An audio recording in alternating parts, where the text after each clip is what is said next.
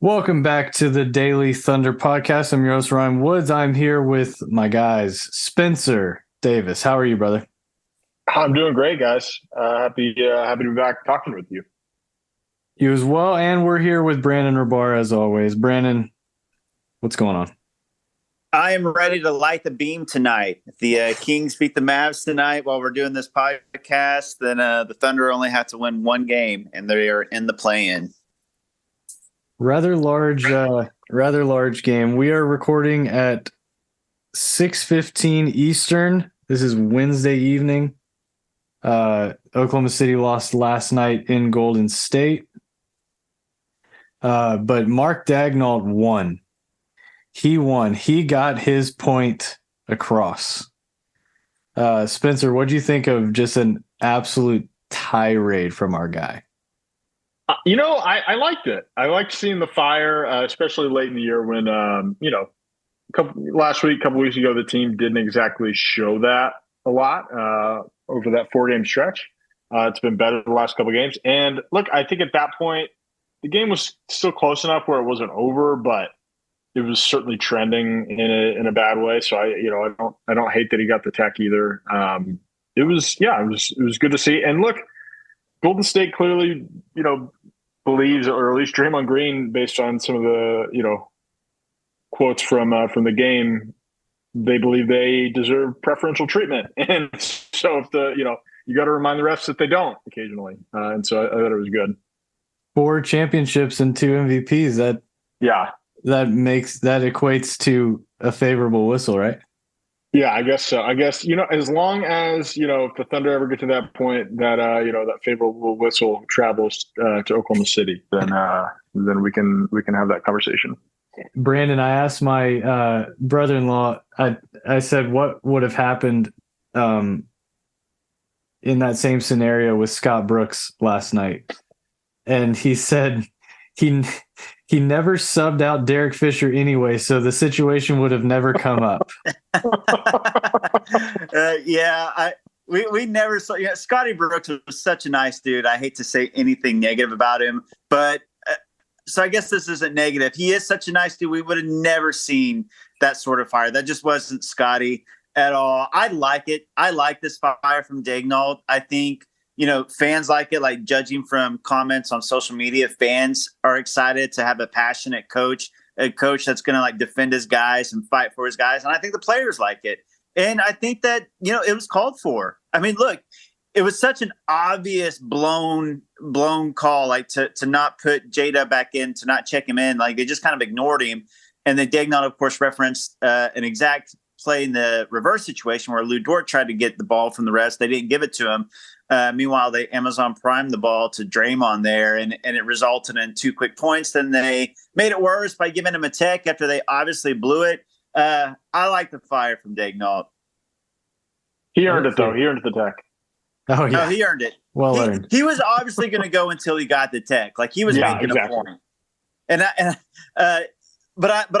I do think it's ironic, though, that he got, a tech at the Chase Center where, a precedent has kind of been set that you can chew out the refs without any techs getting called at all. We've seen. So I was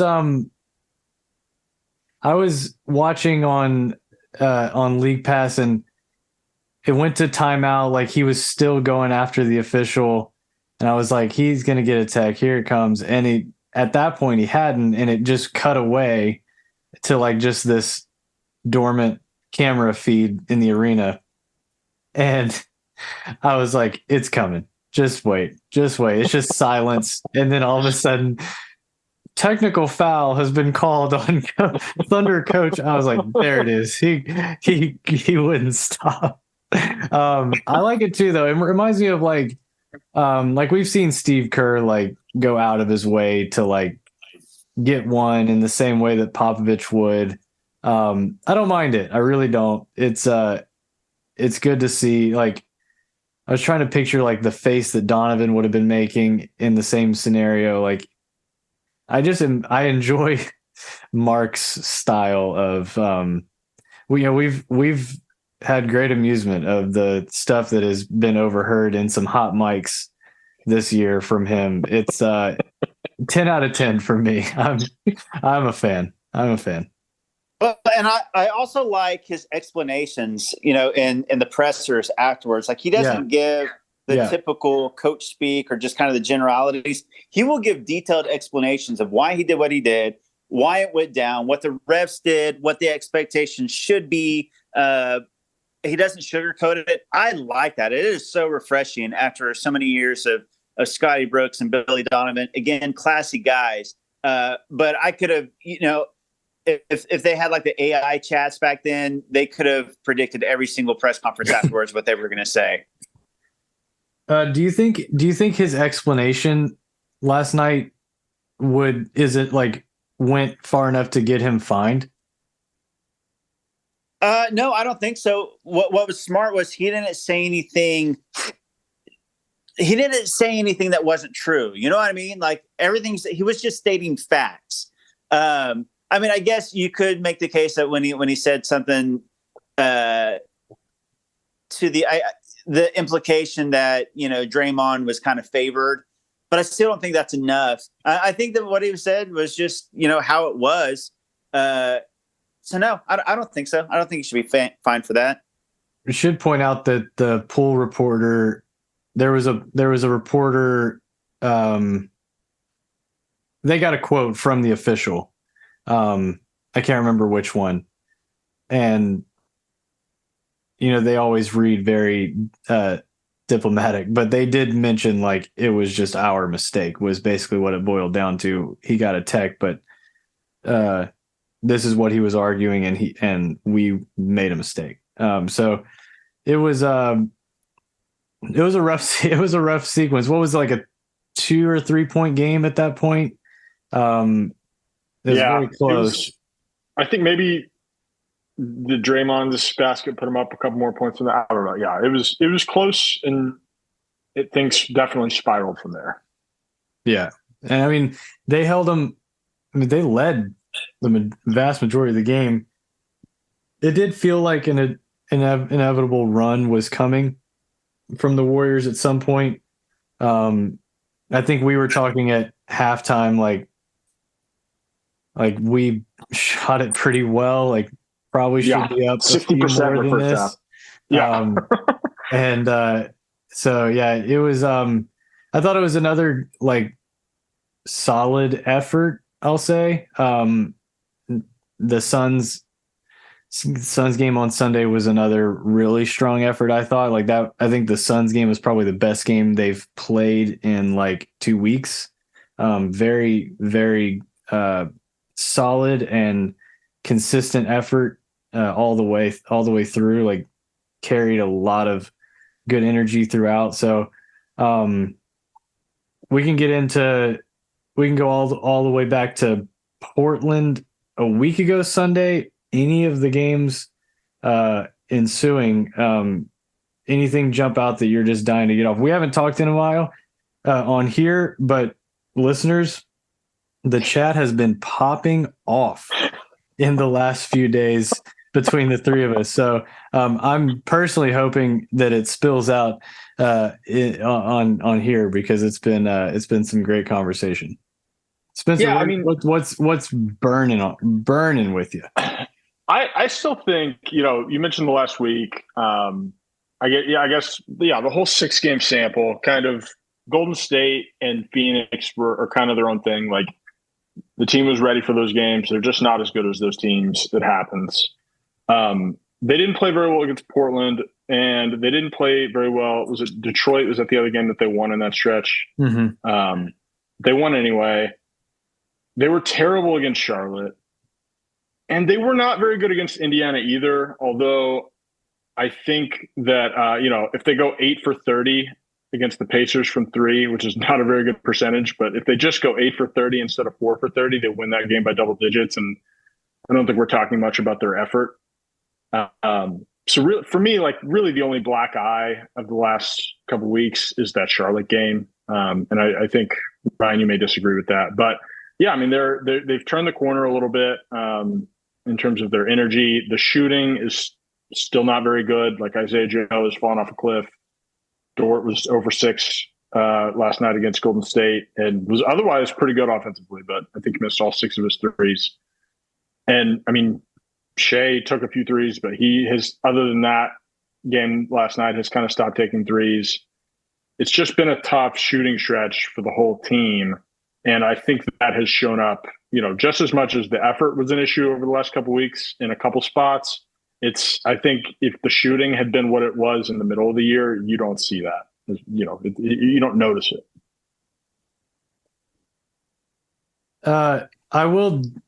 I agree with most everything you just said. I just think the effort as a whole from Sunday against Portland to what was that, Friday against Indiana, Thursday against Indiana, was just not very good.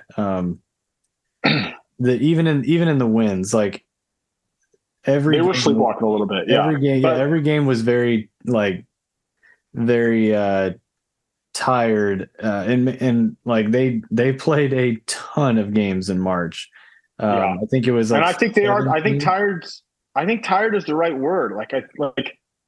Kenrich isn't out there. These guys, there's really only 7 or 8 guys that you can really trust. Like you've got, Jang will play 5 or 6 minutes in the first half. You've got, maybe Saric plays some nights he doesn't.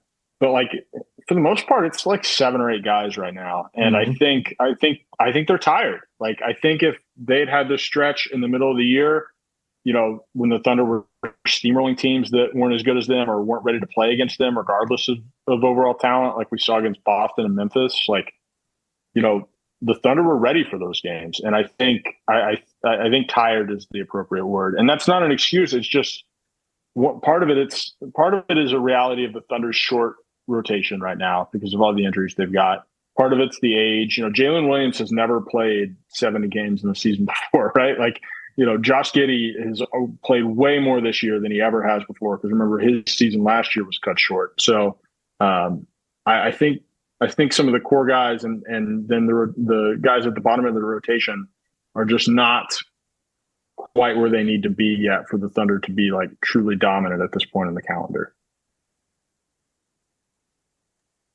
Yeah, I think it's a combination of a bunch of these things. I'm glad you guys brought up being tired because, you hear about rookie walls. I mean, these are young guys that are used to playing, 30 games in college or, high school, less games. And they played 6 games in 9 nights, like that bad stretch, including the Blazers, Hornets, Pistons, Pacers, that I think everybody just kind of thought, okay, that's 4 straight wins. And I think that's where, some of the frustration from fans came in, was that they happened to play, arguably the worst ball in a long time in those 4 games. They picked up 2 wins, but that's a lot of games in a short amount of time. And Kenrich Williams' absence, I think, has been underrated. One, it hurts the depth. Like you said, there's just not that many guys that you feel like you can definitely put in there. And, Shea missed a couple of those games, so the depth is hurt again. I was happy with how Jalen Williams, Josh Giddey, Isaiah Joe, at least in that stretch, really played. And then you got this fluky Isaiah Joe went 0 for 15 across 2 different games. I mean, that's just never going to happen. One of those games was the Pacers game. I think he went 0 for 8 in that game. It was just such a fluky, weird deal. I think it's very promising. Like Ryan said, the effort and the play against the KD Suns, they're undefeated. And then the Warriors at home are 33-8. They played really, really well in both those games. And I think if we see that kind of play over these next 2 games, the Jazz and the Grizzlies at home in the season finale, I think there's a really good chance that this team is in the play-in. I do want to say, like, there are 2 sides to the fact that they played with such great effort against Phoenix and Golden State. Like that level of just like care and intensity, regardless of the lack of depth or Shea playing or not playing, I think you do go minimum 3-1 last week, and now we're sitting here with the 10th spot almost locked up. Yeah. I think it's a bit more process over results, in that the effort just wasn't good.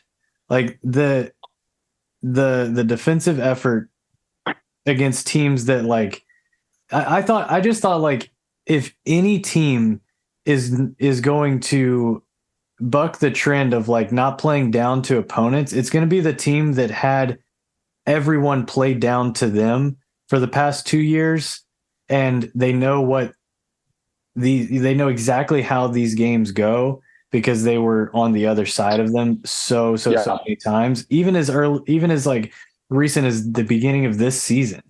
Like, teams just either wouldn't play all their guys, or you could just tell like guys were just coasting and going through motions. I was thinking, going into last week, if there's going to be a team that goes 4-0 and takes care of business like they should, it'll be this team, because they've seen all the signs, they've been all of the signs, and they were in, just from that angle, they were really disappointing. And I thought going in, the 3-1 would have been the like bare minimum of like, we can call this week a success. I thought 2-2 was, especially in how the 2 wins were got, like a tip back buzzer beater against the Pistons at home without literally everyone. Shout out to Jaden Ivey. Like, wasn't good. It just wasn't good.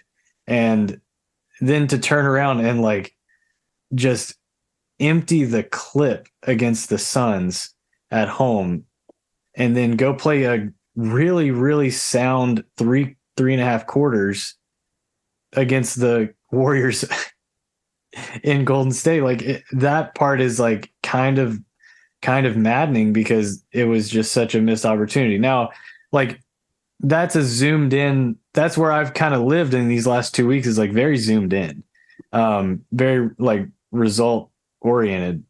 And I know that's very short sighted. The big picture, it probably doesn't matter, but big picture, it probably, like, these aren't like the company line that we hear after a loss to Charlotte.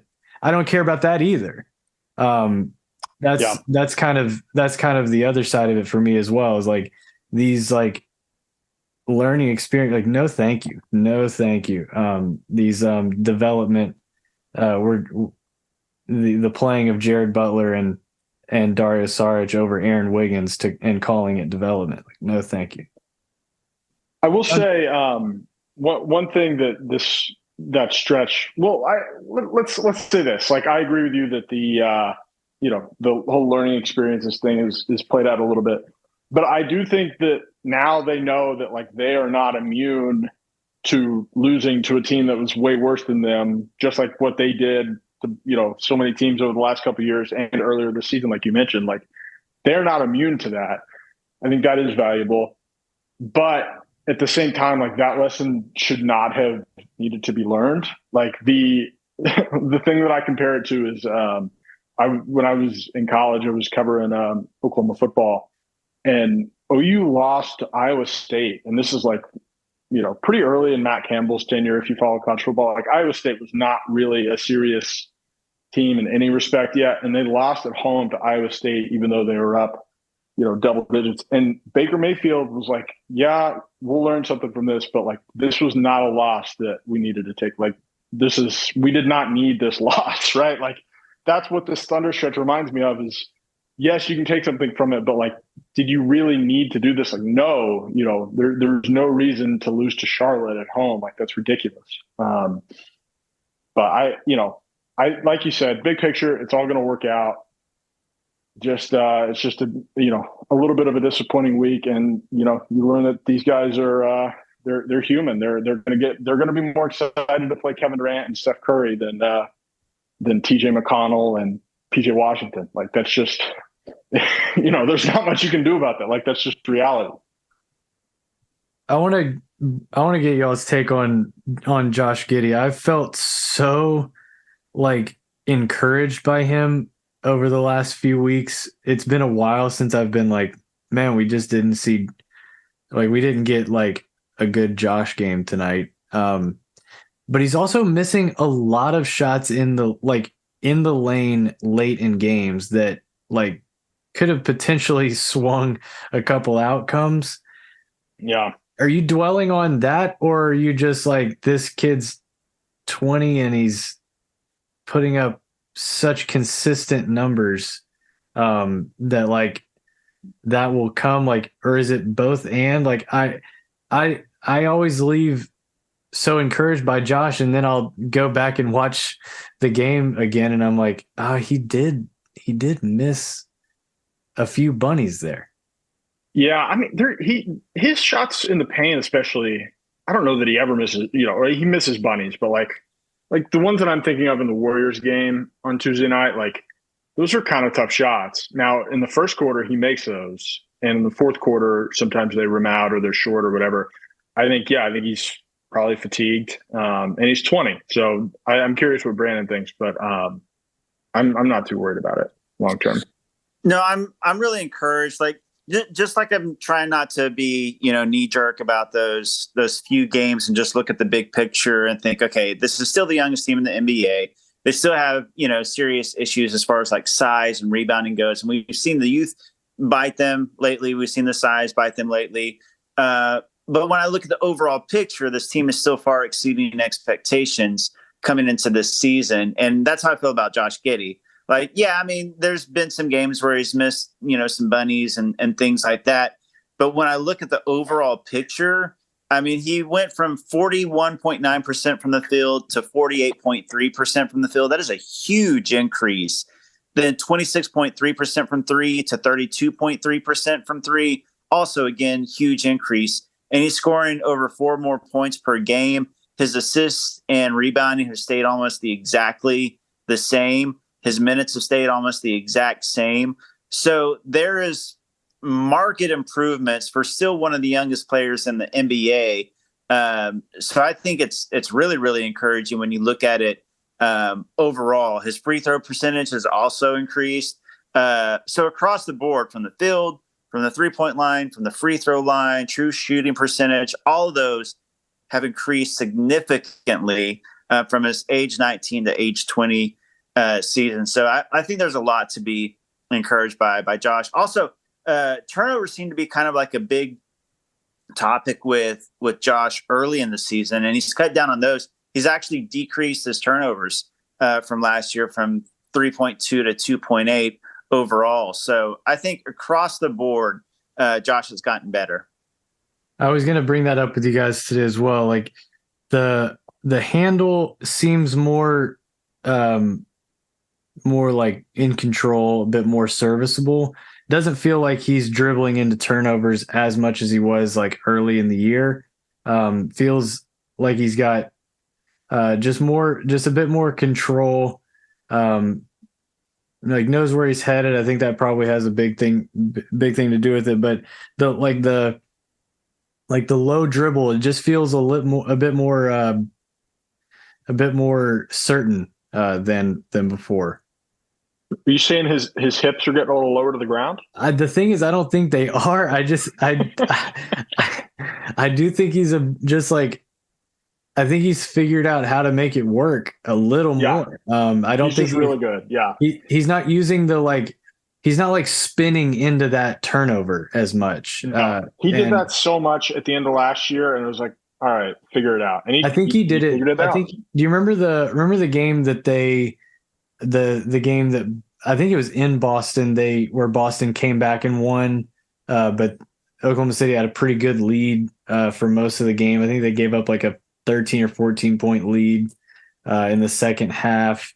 It was fueled by a lot of Thunder turnovers, but I think 2 or 3 of them were the exact same play where Josh spun like just above the free throw line right into it. A defender who cheated off and knew it was coming and picked it off. But like that turnover isn't as like we're just not seeing that specific turnover, and he's still like making that move into the lane. And I think he's just got a bit more of a read on like the other side of the floor before he does it. Yeah, I've got his game logs pulled up here. A couple notes. Yes, in that game against Boston, he had 7 turnovers. Yeah, which is not ideal. Second note from Josh Giddey's game logs. He has scored in double figures in 19 consecutive games. All right, that's dating back to March 1st. Double figures in every single game, and most of those looks like only 2 of those are below 15 points. If I'm scanning here correctly, he had 110 and one with 2 with 13. So really been a very consistent source of offense there. and a couple of more than a few of those games were without Shea as well, which Right. I think is even more encouraging. Over that span, which again, 19 games, he's averaging 18 points, 8.5 rebounds, and 7.2 assists per game with only 2.2 turnovers, which is below, I think Brandon said his average for the year is 2.8. So he's continuing to cut that down.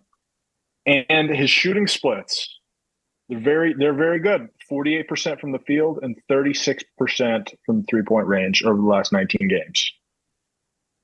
Really good stuff from Josh. His rookie year, I think, or his sophomore year has gone under the radar because of how good Jalen Williams has been. And I would just caution people who are overlooking Josh Giddey. I think that's a great point.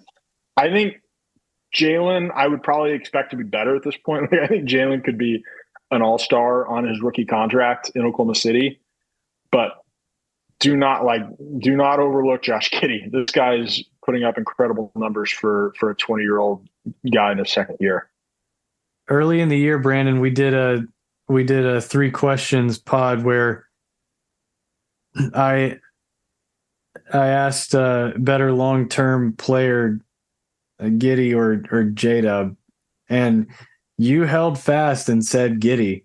You said not by much, but you would still take Josh, and you may end up looking like a genius on that one. I took J-Dub, went the other way, but I've been so impressed with Josh's like stability for this team. Very, very consistent. Just did not expect when we drafted him that he would be like our most important rebounder night to night. I think everything that they hoped he would be. I mean, I wouldn't say they've already seen it, but I think we're seeing a lot of what they had in mind for him, and he's still obviously so young. So I'm like, I echo everything Spencer just said. Like he's been very impressive and seems to be getting better. Yeah, Josh has been great. That said, I remember that 3 questions pod, and I remember how excruciating it was to come up with that answer. And if I remember right, I think I was like 50-50, and you went J-Dub, so I went Josh Giddey just to be different. Yeah, and I think we were both really close, but I think it was before J-Dub even like really popped off. I think it was more just like we were kind of down on Josh at that point in the year, and they both have just been outstanding since then. It's incredible that the Thunder have both. Look, I mean, if there was a 2021 redraft, Josh Giddey probably goes top 5. He's certainly been a top 5, if not top 3 player from that draft so far. J-Dub, absolutely, no question, goes top 5. And then you got Chet Holmgren, who in this upcoming draft, if he was to be picked, he would be a top 2 or 3 pick, depending on what you think of Scoot versus Chet Holmgren. So the Thunder are incredibly fortunate to have both those guys in addition to Shea, in addition to Chet. That said, I mean, if I were to answer that question now, because like you said, that was before Jada popped off, but then before also Giddey had his complete turnaround and has been killing it. I mean, if I had to choose right now, I'd probably change my answer, but that is no knock whatsoever to Josh. It's just, I think that J-Dub's ceiling and his floor and everything in between is just so incredibly high. But if you got those guys, if Shea's your best player, and then you're having these debates of who's going to be your second best player behind Shea, and you got 3 legitimate candidates between J-Dub, Giddey, and Chet, that's a great place to be in your third year of a rebuild. You know who agrees is Kevin Wayne Durant. Really gassing up the Oklahoma City Thunder, talking about how versatile they are, how much more versatile they are now than when he was there, how much fun it would be to play with these guys. A lot of we doing this.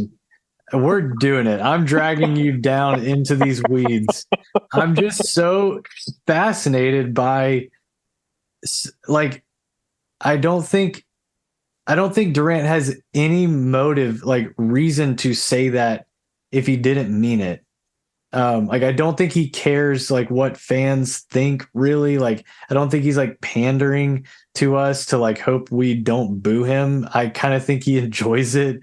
I don't necessarily think, like, no one for the Thunder is asking for these comments. Like, it's very interesting to me that he's like in multiple different settings talked about how promising this team looks.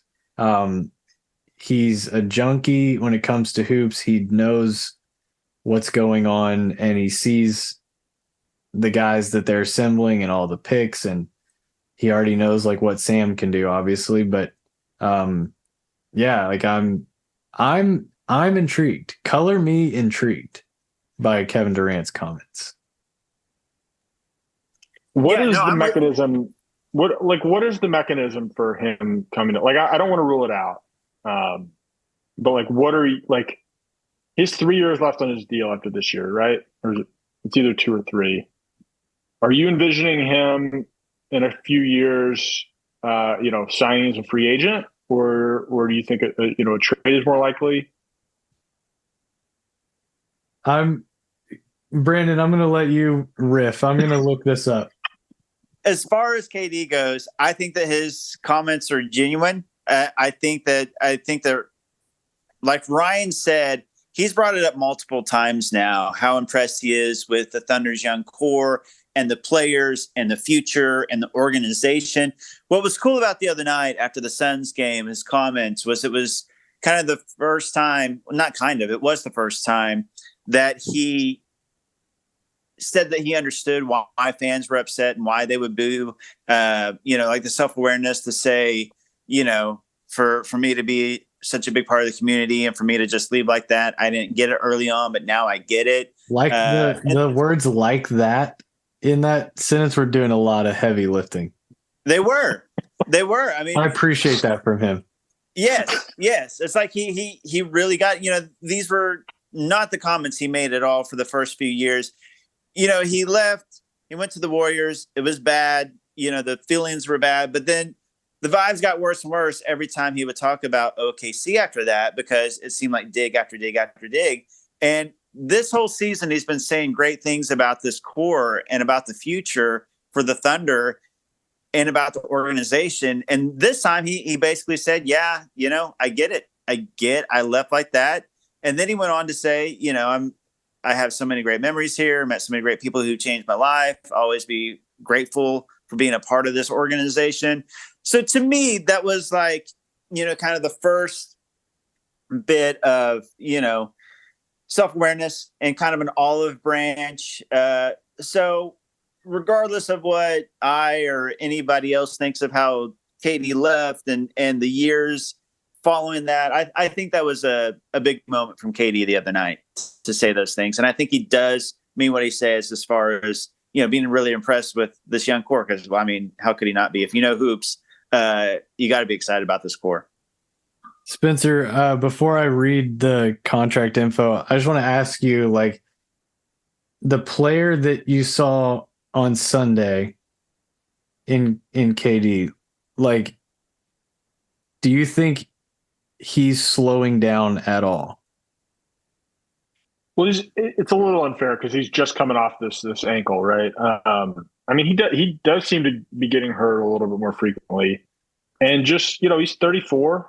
The natural aging curve says, we'll see how much longer he's got. He's not a LeBron type that could play into his mid 40s, I don't think. But Dirk who is probably not as good of an athlete as Kevin Durant, played until his 40s, so we'll see. But not at Dirk at the end was not a high level player. I forget exactly which season he dropped off, but the Mavericks were hardly relevant after they won the title. 10, 11, 12 years ago, whenever that was. So I think it's a little bit hard to predict how long he's going to be an elite player. Now, but when you say that the injuries have kind of kept him off the floor, the injuries suck, obviously, but like that's just a lot of less miles than he would have if he had never gotten hurt. Like obviously he would have rather just played and then gotten hurt. Duh. Right. And we would have rather seen that. But I do think there's something to the fact that he hasn't played near as many games as what his age would suggest. Yeah, I mean, he missed the whole year with the Achilles. He's actually, over the course of his career, I think he's actually been pretty healthy, right? I mean, I know he had the weird foot year in Oklahoma City when the Thunder missed the playoffs. He only played looks like 27 games. But I mean, this guy, he's closing in on 1,000 career games. I'm looking at his basketball reference right now. And look, yeah, as the years go up, the more likely you are to pick up these nagging injuries. That being said, could a 6'11", 7-footer who can shoot be very effective on a contending team well into his twilight? Yes. Where my skepticism comes from is I don't think the Thunder are going to want to give up what it will take to get him in a trade at any point in the next 3 seasons, because the Suns are not just going to give him away. I mean, even if Phoenix wins the title in the next couple of years, maybe Chris Paul retires, Kevin Durant says, hey, I want to get out of here. The Suns are not just going to give Kevin Durant away. Somebody's going to have to come and get him. And maybe when there's a year left on his contract, that becomes more feasible. The Thunder are going to have a lot of assets. They're going to have a lot of, young players that they draft in the next couple drafts that are going to look expendable. So maybe there's a window there where you could acquire him in a trade. But I think if anything, it would be, during that, when he hits free agency in, 2026. Yeah. And he'll be 38 years old at that point. I'm probably not willing to give Kevin Durant a max contract at 38 years old. And to heck with willing, will the Thunder be able to give him a max contract at what he's, in terms of the salary cap rules? I don't know who knows what the cap's going to look like. At that point, you're going to have Josh Giddey and Jalen Williams and Chet Holmgren, I think. If for sure Giddey, maybe not Jalen and Chet yet, but they're going to be on their second extensions. Shea's going to be coming up on his real max extension, not his rookie extension, but his real max extension. This team is going to be really expensive.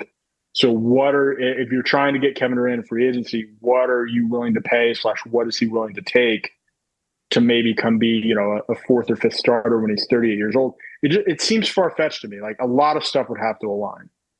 Well, one thing that's helping the Thunder is the CBA. The new CBA will allow them to max out more players that they've drafted. I mean, they drafted Kevin Durant, did they not? Wouldn't he? Sorry, couldn't do it. I tried. Oh gosh. He will make $53.2 million in his last year of this deal for the Suns. That's a lot to trade for. And who knows what he looks like at that point. He will be 37, but I watch him and I just want that as a fan. I want that moment with him, and I the inevitable moment of the jersey retirement. Whenever they decide to kiss and make up, I wish that moment could happen with him in uniform. I wish he could be on the team when it's good and the pieces could compliment him so well. I would kill for that. Let me ask you a difficult question, or at least it's difficult to me. It's difficult for me. Would you rather, in the next few years, let's say the Thunder win the title, all right? Would you rather Kevin Durant be on the team or not on the team? The Thunder are winning the title regardless. This is a very provocative question.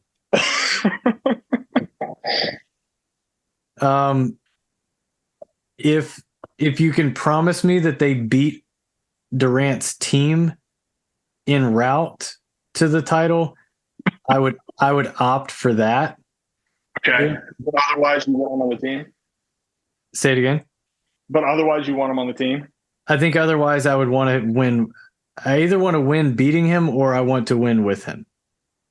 I wouldn't want the middle ground where we never see him, but we also win. I mean, I'll take it. But in this scenario, I would be fine with it. Personally. In this scenario, I would opt for one of those two. It's interesting. I think I would. I think I'd rather not have him around. But if it's, if you're bringing him back and then you win the title, then of course it's a no-brainer.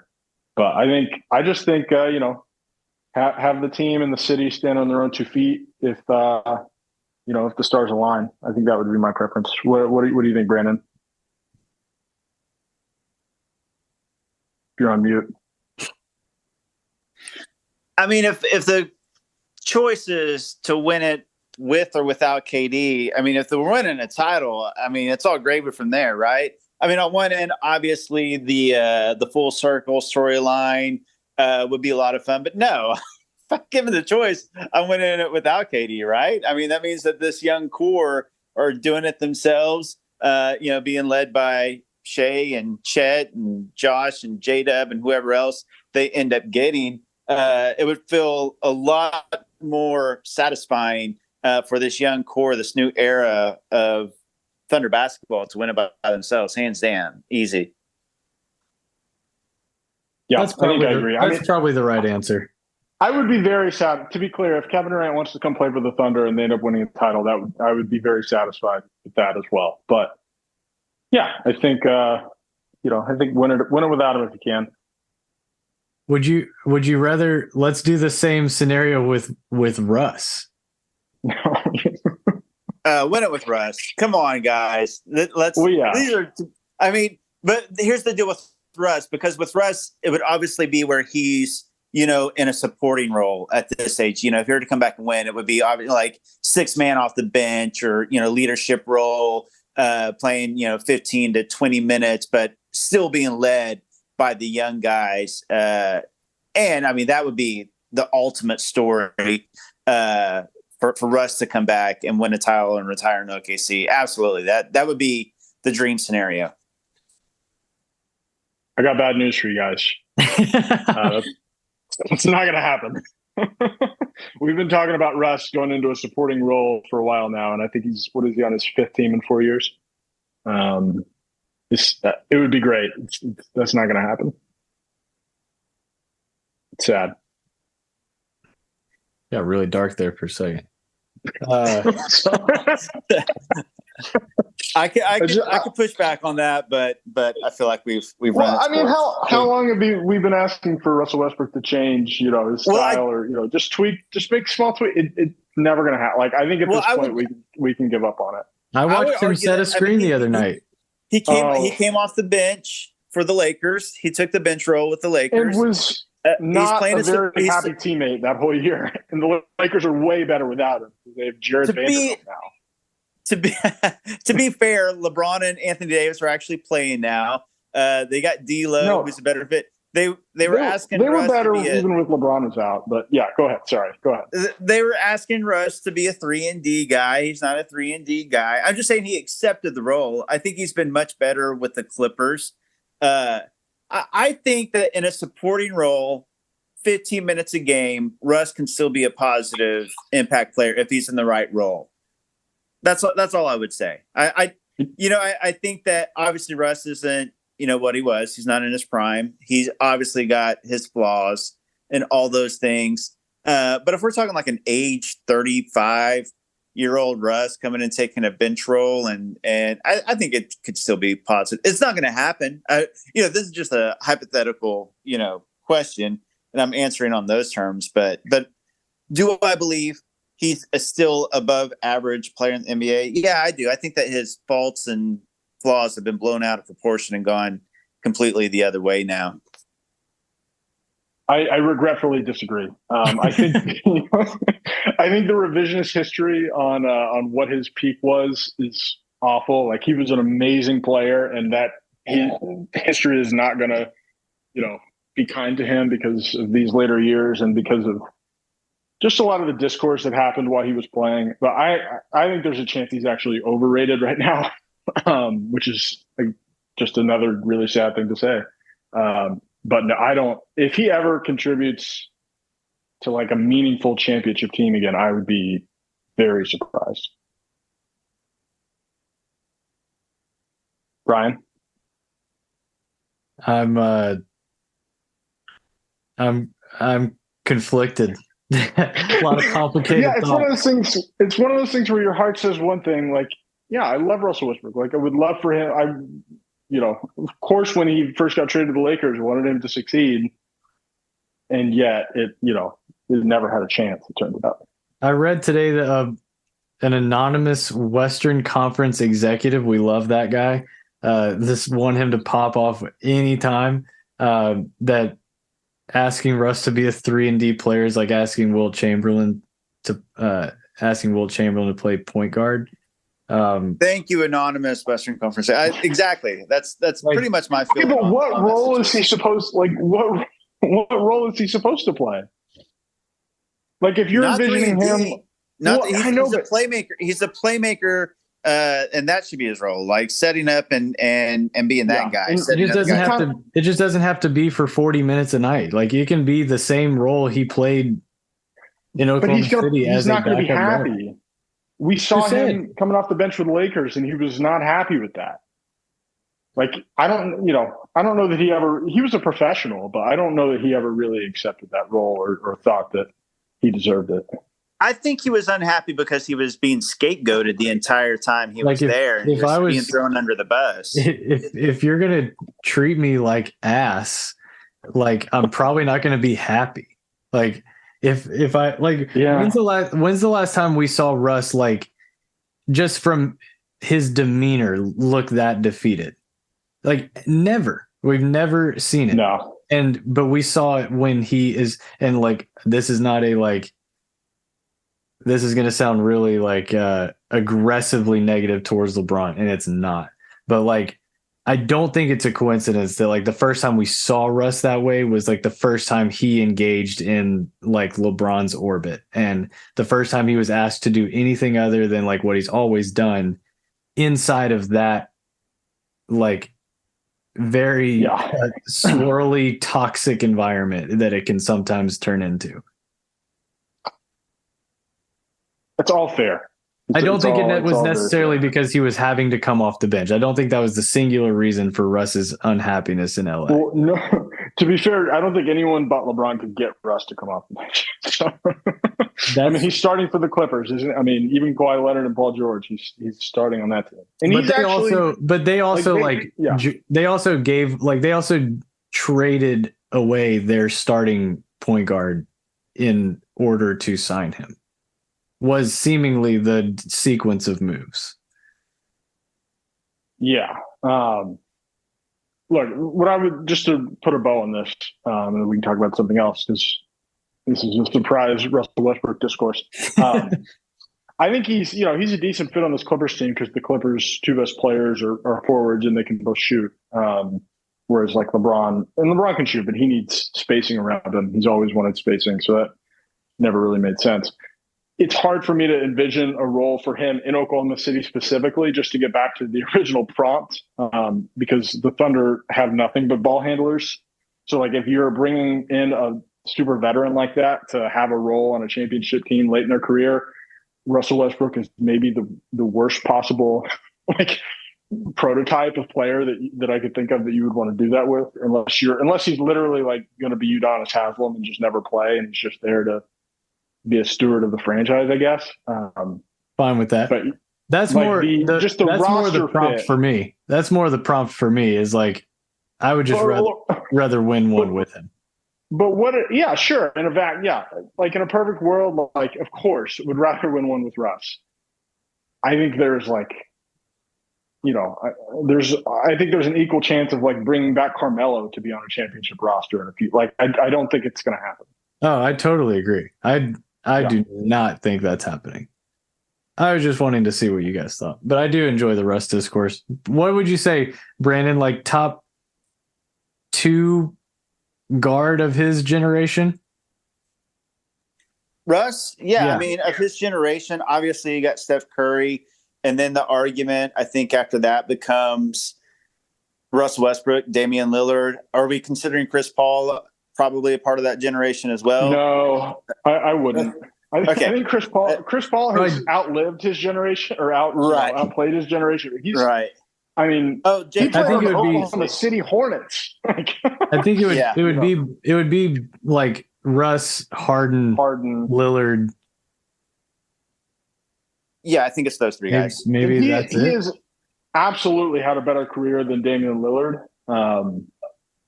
Harden's probably debatable. Maybe you give the nod to Harden just because he was so much more efficient, and then Curry, obviously. Yeah, I think the playoff, the playoff resume and numbers would probably favor Russ over Harden, despite Harden's teams beating Russ's teams once, I guess. Yeah, I think I feel like because of the discourse later in their careers, history will probably side with Harden slightly. Like I think when you see like these lists, like ESPN Top 100 or Hoops Hype or whatever, I think they'll be very, very close. I think Curry will be one, obviously, but I think that Harden will be slightly ahead of Russ. I think that there's a debate and an argument to be had, but I think that history will list Harden 2 and Westbrook 3 probably. But if you're talking that the Thunder had a top 3 guard of that generation, that's really, really good. Well, they had 2 and 3, but that's not a bad thing. I think that if Russ ends up, whether it's 2 or 3, that's really, really good. And that's where the discourse should be on Russ. And hopefully after he's retired and years go by, people remember those prime years and how electric and dominant and impactful he was, and not these later years. It's going to get bad, man. Like people are going to say that Damian Lillard had a better career, and it's never going to be true, but people are going to say it. I think people are saying that now. I mean, I think that the score, but I hope after, retirement and years go on, then, it goes back to, reality and realizing that Russ was better. I wish we could go back to for many reasons, but the night the Thunder went up 3-1 on Golden State in 16, the conversation was, is Russ the best player in the league? It had gotten to such an overwhelming place with how, he was kicking Steph's rear the entire series.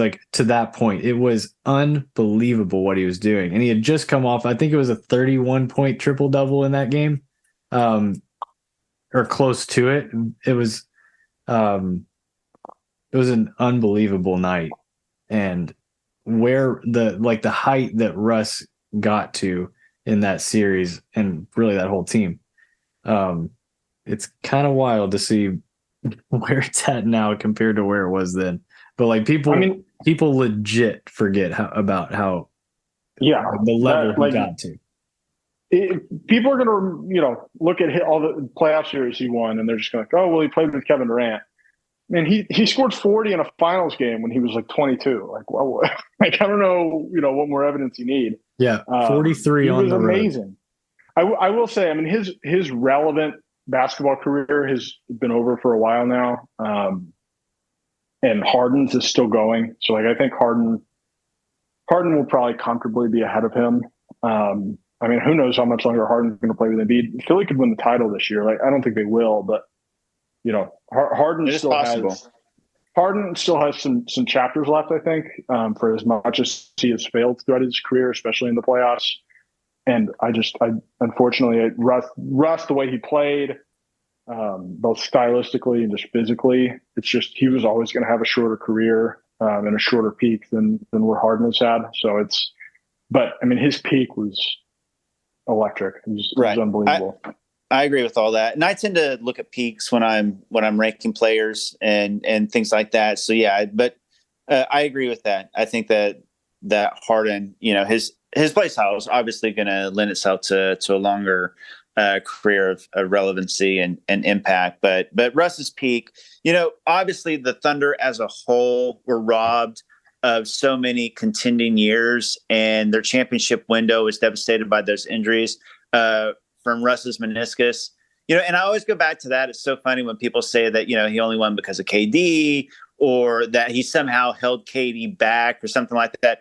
That team that year had the biggest net rating. It was like a historic at the time net rating. I think it was like top 10 of all time. They were number 1 seed, 60 wins. It was the Thunder's best year. And then after Russ got hurt, they struggled to win the rest of that series against the Rockets. They end up doing it. And then they lose to the Grizzlies in round 2. And that's all because Russ got hurt. I mean, they went from championship favorites to losing in the second round without Russ. So you got that year, and then you got the next year. Serge Ibaka got hurt in the Western Conference Finals, and the next year KD had the Jones fracture. So 3 years of contending years hurt. So not only did it hurt, obviously, the Thunder's championship window, but it hurt Russ's legacy as well, because if he gets a championship in one of those, or if they make it to another finals, I think things are looked at differently. And then, of course, who knows how that impacts KD staying and all those things. This is like circa 2014 podcast. A lot of KD and Russ. Didn't expect.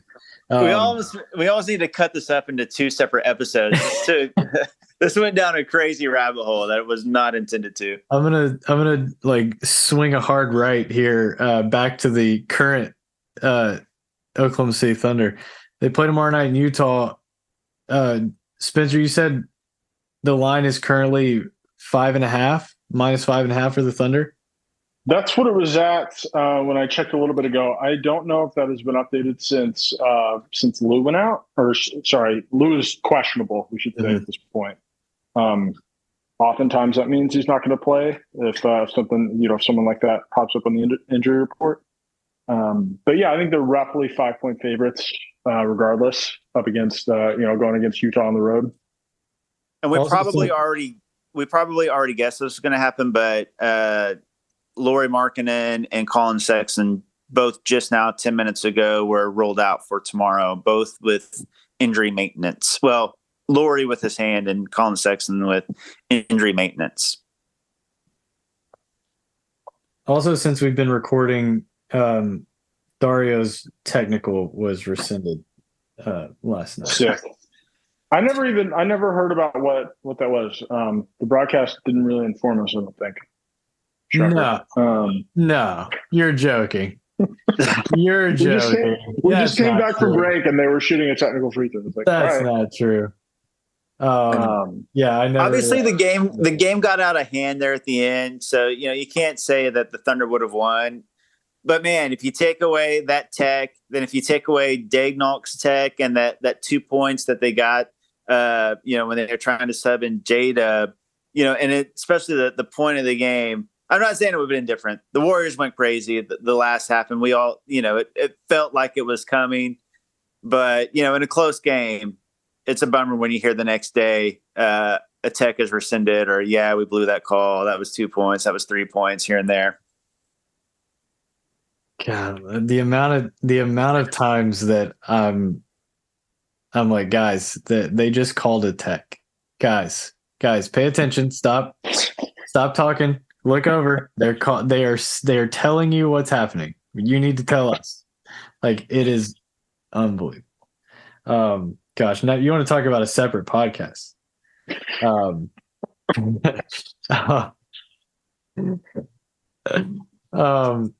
right, the Mavericks play the Kings tonight. Huge game. And do we know anything about guys playing, not playing in that one? I don't think so. Or go ahead, Brandon. I do. Kyrie and Luka are both playing, and the only player out for the Kings is Matthew Dellavedova. We wondered with the Kings being on the second night of a back-to-back and all that they might rest guys, but they are not. They're going to play. So Fox is going to play. Sabonis is going to play. Keegan Murray. And somehow the Mavs are 6.5-point favorites. I know the Mavs are at home, and I know the Kings are on a second night of a back-to-back. But that seems wild given the two teams. And looking at the Kings' number one offense and the Mavs' defense since the trades, I don't know how, even if they're tired from last night, how the Kings don't put up like 130 tonight. It's been really rough the last like 2 weeks for the Mavs. I can't remember a team that was like comfortably within the playoff picture hitting rock bottom so fast. Like it really, really cratered. The defense has been non-existent. The vibes around Luka in general have been really bad. Brandon, you mentioned the Kings are going to score 130 points. The total for this game is 242 and a half, which wow. Just to put that into perspective, that is a full 20 points higher than the total for Boston Toronto tonight. Wow. I mean, that feels right. I'm scrolling through the slate here. I don't see anything higher other than that game higher than 235 and a half, which is Atlanta, Washington, which is another, not a whole lot of defense being played there. Right. Bulls, Bucks is 230. Like it's 10, 15 points higher than almost anything else on the board. Since we're talking about Kings and Mavs, I want to bring this up because I think it kind of sums up the season for the Thunder. I think the Thunder might perfectly thread the needle this season. Like, there was like team tank, and then there was team play in, compete. There's a very good chance that the Thunder make the play-in, which is a great marker for the future success of this team and for being the youngest team in the NBA to make the play-in, especially without Chet Holmgren, is very, very impressive. Even if they only go out in one game, it's something to hang your hat on this season and feel like it was success. But there's a very good chance they're going to have a worse record than the other three teams that make the play-in. And there's still a solid chance that they could end up tied with the Mavs and that become a coin flip. So we're talking about possibly making the play-in and still ending up with the 10th or 11th overall odds for the lottery and 10th or 11th overall pick in a draft that after the top three guys is kind of considered, 4 through 12-ish, kind of considered, I don't want to say all these guys are considered even, but there's a lot of, there's not a lot of differential between these guys in most analysts' minds. Yeah. And another thing with this Mavericks game tonight, and by the time you listen to this, you probably know the outcome. But even if the Mavericks do win, that means the Kings lose. And if I'm not mistaken, that would make it more likely that the Grizzlies would have a skeleton crew for Game 82 against the Thunder, right? Yep, exactly. So, so there's a little bit of gravy on either end there. But yeah, I don't know, Ryan, do you want to talk about the draft now? Like, are we, or do you want to hit any more playing stuff, or you want to hit some draft positioning? Yeah, no, I'd love to. Do you feel like 11? I think we all thought last year, like when the Clippers pick went to 12 instead of what it could have been in like that 14-15 range, we really felt like it was a big win based on the draft. It feels like this year might even be a bigger deal to be in that 11-12 range as opposed to 15-16. Yeah, I think so for a couple of reasons. One is the talent drop off that Brandon mentioned. It does feel like at 12 it drops off. Brandon, I think you've got a list of 12 guys, or at least you did the other day, that you like. And I do. I agree with it. I have a distinct 11 guys. Like I want 11. One of these 11 guys for the Thunder, and it looks like that's where the Thunder are going to end up, which to me is exciting. Doesn't mean the Presti is going to take one of those 11. He knows better than I do, but to me, there's a distinct 11. The other thing I would say is I think it's significantly more likely that the Thunder will trade up in this draft than it was a year ago. And that is because of the absolute stockpile of picks that is on the horizon in 2024 specifically.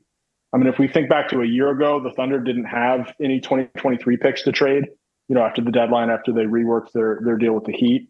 So at the draft last year, they end up actually, well, no, they did have a few extra picks. They traded for Jang, yeah.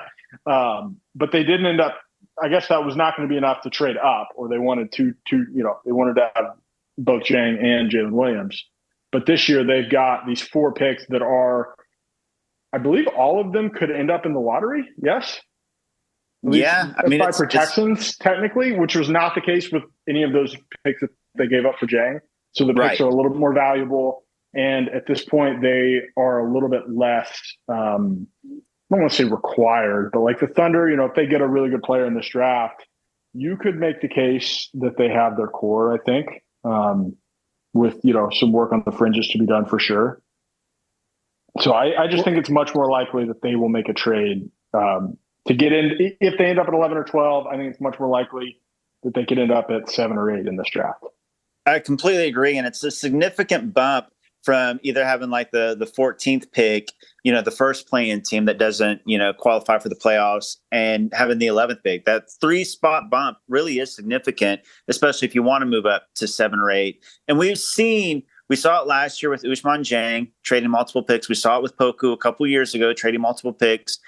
If the Thunder have a guy in mind that they targeted, that they really want, they will trade up. It's also going to be easier because, like we've said, this draft, there doesn't seem to be a whole lot of difference between these guys, from 4 to 11 or so. So it may be a little bit cheaper to move up to from, say, 11 to 8 than it would be in normal years as well, because there's not much of a difference. But it could mean a big difference for the Thunder if they are targeting, say, a guy like Taylor Hendricks. If they know the team in front of them is going to choose him or targeting him. But the team at 8 may really like, Nick Smith Jr., and they know that the teams between them aren't going to choose a guard. You know what I'm saying? Like, so it should be easier. I just want to push back a hair on the 4 to 11 isn't much difference. I do think that from a ceiling perspective, which I think a lot of what the top of the draft is about, I think there's a huge difference in the ceiling of like Amin Thompson to like Grady Dick. And I think we would be at both, the three of us would be stoked with either. But I do think there is a chasm between those two players when it comes. I agree. I don't know that it's totally flat between 4 and 11. And I don't think the Thunder, but it shouldn't be, right? Like, there's no way the Thunder are trading to 4. Sure. From 11. I don't, And do you think, Brandon, I think 8 to 11 might be pretty flat for some teams. Yeah. Right. Brandon, do you think there's a chance that they could trade up into, do you think there's a chance that there's a trade similar to last year where they keep their current pick and just use future stuff to get a second guy that they like? I mean, possibly if they really, really like 2 guys, they can do it. I don't think that'll happen. Just because there's also a roster crunch. Yeah. So I don't think it'll happen, but it could. And I agree.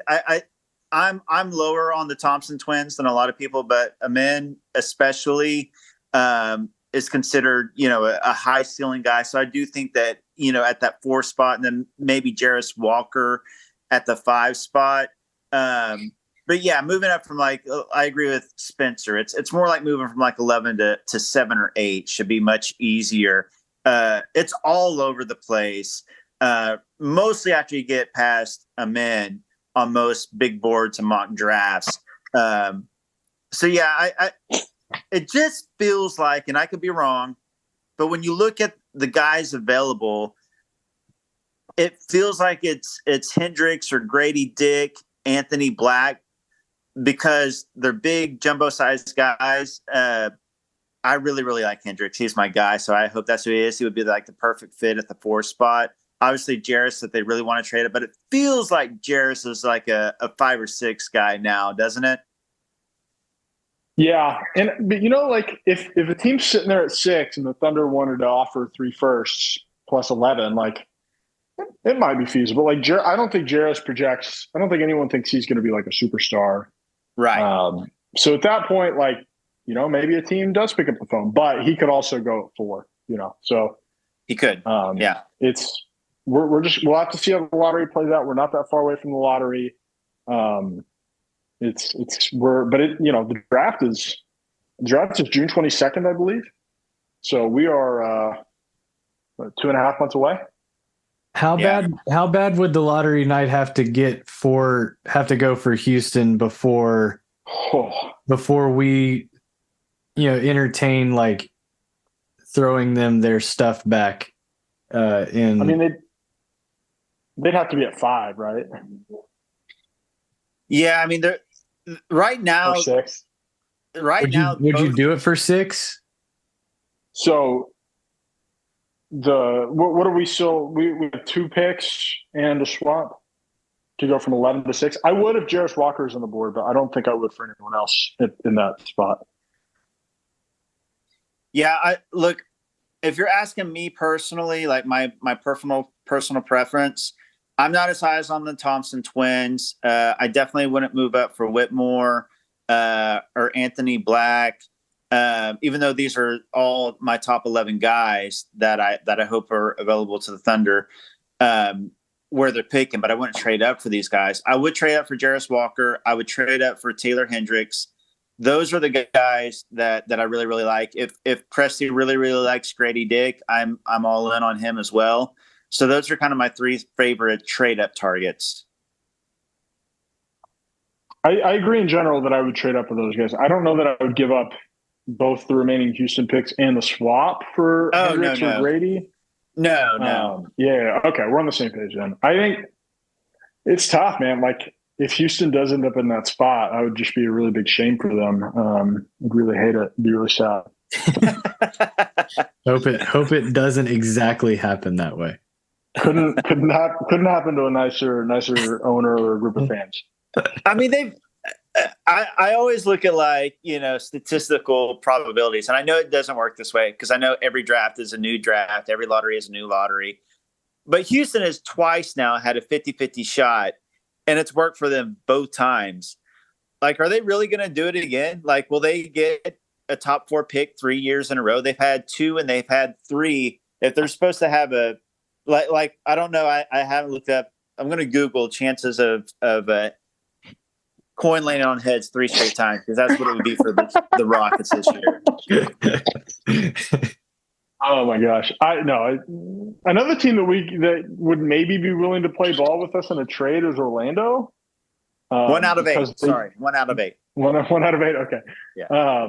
Orlando does have 2 picks in the lottery. Shout out to the Nikola Vucevic trade. Pending protections on that, I guess. I think that's top 4 protected. Yeah, I believe that's if I remember right. Mm-hmm. But yeah, so maybe like especially if Orlando does get lucky and pop into the top 4 with their own pick, and then they also have Chicago at whatever that ends up being. It's currently at 12. In the lottery. It's currently 12. Yeah, the Bulls have been on a bit of a winning streak here, haven't they? So maybe I guess that's going to be right around where we are. So maybe it would have to be the Magic trading their own pick to us. Here's the only thing that matters to me as far as like the lottery itself go. Obviously, hoping that the Thunder, if they end up in the lottery, will be a top 4 pick. The chances are slight, but you never know. It did happen the first year. The number 11 pick was a top 4 pick. I just want Victor Wembanyama to go to an East team. That's all I'm really concerned about as far as the top 4 goes. Keep him out of the West. This Thunder team has big plans and designs on being, a playoff team, a contender for the next decade. So just keep Wemby out of the West. Maybe the Wizards. The Wizards are at 6. The Hornets are at 4. The Magic would be crazy. The Pistons are at 1. The Magic are all the way down. The Magic are all the way down at 8. I do want to ask. I totally agree with you, Brandon, about him going to the East. I've always kind of like. I've always enjoyed the thought of like Charlotte, like with LaMelo. Would be cool. Right now, the Mavs are at 10, and their pick goes, if it's outside the top 10. I don't want to misspeak. The Knicks get their pick at a certain point. 11 through 30. Yeah. 11 through 30. So they're sitting currently at 10. What if they go looking for perimeter defense? Let's say they keep their pick at 10. Are we talking about Dallas? Okay, we're talking about the Mavericks. Dallas, yeah. And they go looking for perimeter defense in the offseason. Any interest in Dort for 10? I mean, but I don't think the Mavericks would do that. Unless we added another pick or something. I could see maybe the Jazz pick. Yeah, if they're going to want to win now player. I think that their pick will be very available. I think that instead of using a number 10 pick on a guy that, can help them win, 2-3 years from now, they would much prefer to re-sign Kyrie, have Luka, and trade that number 10 pick for a win guy now. I think that, they do need defense and they do need perimeter defense. Am I setting that way off price wise? Like, they can probably do a lot better with the 10th pick than Dort. I think so. I think Spencer's right that the Thunder would have to add, a future pick, probably like a protected future first round pick and Dort for the number 10 pick. Number 10 pick is a very valuable pick. But it wouldn't, like, I wouldn't give up 11 and Dort to move up one spot. No, absolutely not. No way. The only way something like that would happen is if like, let's say Taylor Hendricks is still available and that's who the Thunder really, really want. And they know that the Mavs want to take him, or the Mavs know that the Thunder want to take him. Still, even that scenario, I think that's too much to give up. You would prefer to give something else up, like a future pick, rather than 11 and Dort. I will say this, and I'm not saying it's going to happen, but they have a really bad contract they could want to get rid of in Davis Bertans. And I think he has one more year left, maybe two. Maybe I think he has one more year at like $16 million, and then he has a non-guaranteed like it's $5 million if he doesn't get incentives the next year. So if they wanted to shake loose of that contract, then all of a sudden there's a possibility there, so they could spend money elsewhere. Was it Bill Simmons that was floating the idea of them signing Draymond? If they're looking to clear cap space, I would imagine the Mavericks would also be interested in getting off of Tim Hardaway Jr.'s contract if he is not a free agent. Especially after Senior's comments today. Yeah. Let's see. What is Tim Hardaway? Oh yeah, Tim Hardaway's got a couple years left. It is declining or descending money, so he's 17 next year and 16 the year after that. I don't know if the Thunder have enough space to take on him and Bertans. I'm not sure. But that is an interesting mechanism for a way that the Thunder could maybe get that done. I don't know though. I don't know that I want to trade Lou Dort unless Anthony Black is joining the team. I think is my current stance. Or Kason Wallace, like if you really, really like Kason Wallace, he's the best. Him and Black are, two incredible defenders, and Black is so switchable. And then Kason Wallace. I like Black's height a little bit more. Isn't Kason Wallace like 6'4"? Yeah, he's 6'4". That's what he's listed at. If I'm trading Lou Dort, I need to get somebody back who can guard the other team's best player. Or if that's going to be Jalen Williams' job, then the other team's second best perimeter player. And I don't know that. Like, I know Kason Wallace is a great defender, but he's probably, in a perfect world, he's only guarding ones. right? I mean, he's like, I'm sure he could switch, whatever. He's probably got long arms. Yeah, I think the difference between him and Anthony Black in terms of their defensive versatility is big, is sizable.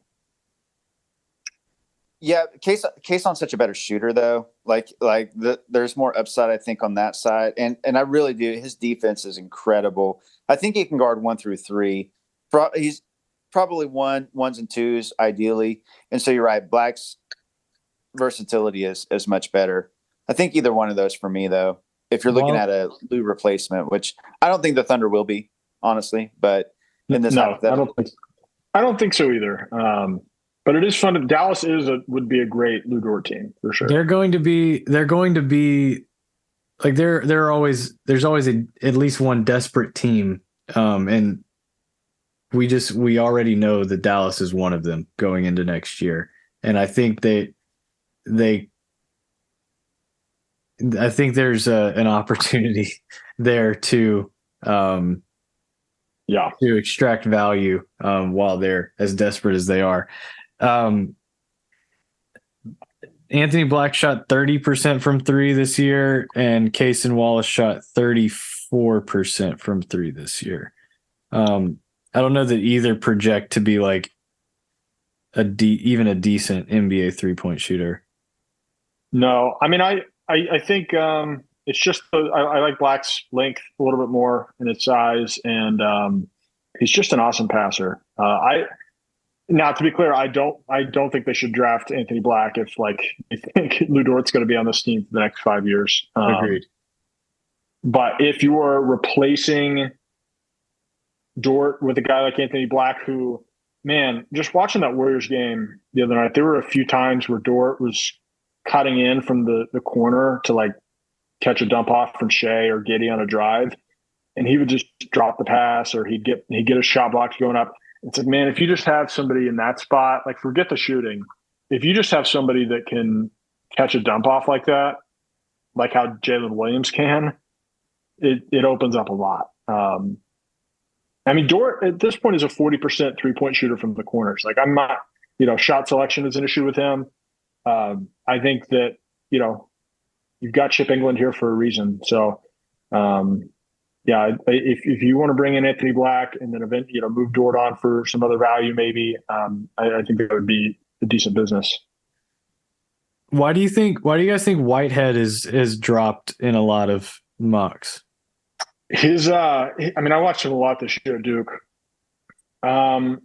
His athleticism just never really popped this year. I mean, he had a few injuries. He had a foot injury at the start of the year. And then by the time where he got to where he was fully in shape and healthy and moving around, I mean, Duke was in the dog days of their season, fighting for everything they could. And he just played a spot up role for them. He was just a role player for them. And he never really grabbed a ton of usage or, major responsibilities within that offense. You could have said something, similar things about AJ Griffin the year before, maybe. I was just about to say that. About to say that.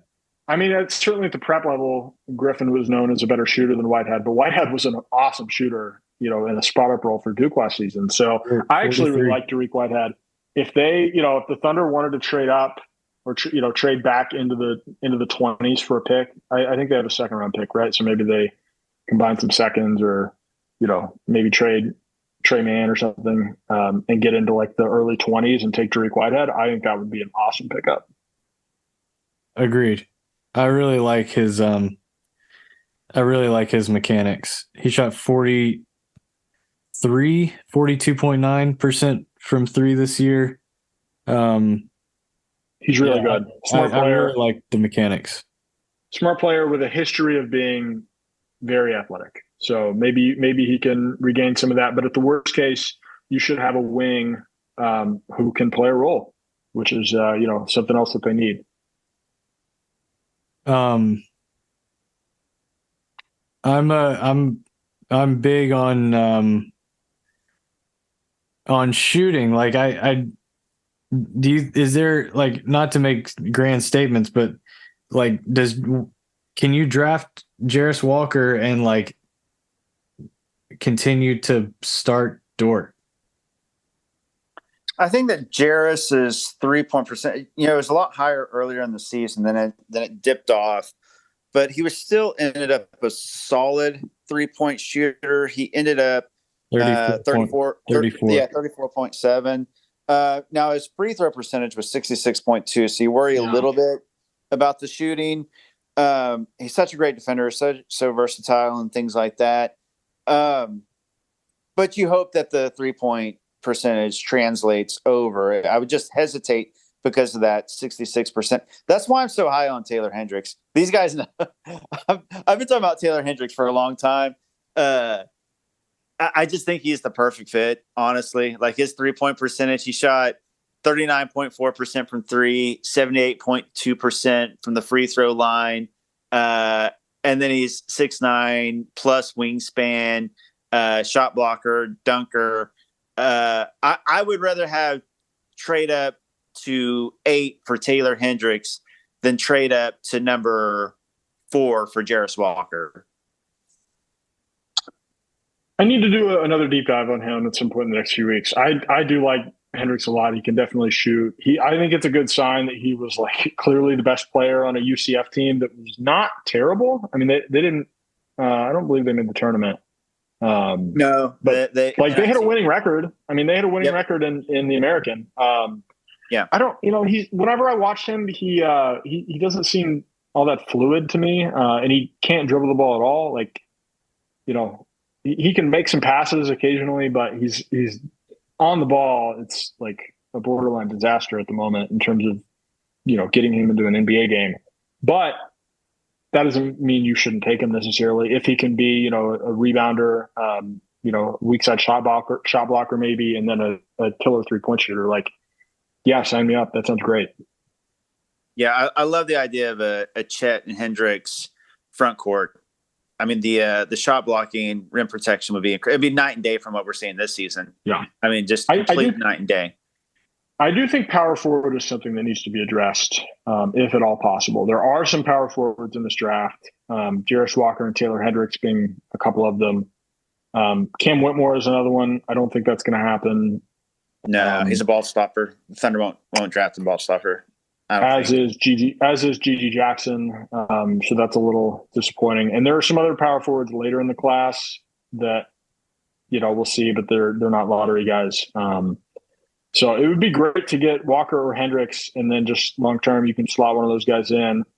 But if not, maybe maybe that's Jang's job next year if he can take it, which I'm not opposed to that happening either.